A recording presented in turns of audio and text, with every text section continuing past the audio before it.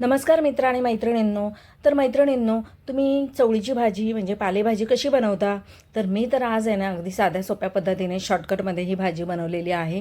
म्हणजे फक्त लसूण आणि मिरचीची फोडणी देऊन ही भाजी बनवलेली आहे टिफिनसाठी. कारण टिफिन बनवायचं म्हणजे सकाळची घाई असते, कधी खूपच घाई होते, त्यावेळेस असा शॉर्टकट मारायचा आणि खूप टेस्टी पण झालेली ही भाजी.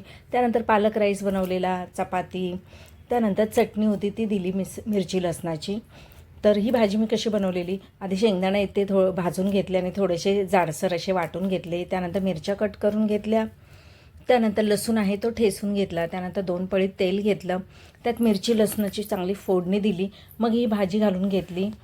त्यानंतर तिला हलवून घेतलं. मग त्यामध्ये मी मीठ टाकलं थोडंसं. मीठ टाकल्यानंतर पाणी सुटलं. मग ते पाणी सर्व आटू द्यायचं भाजीतलं.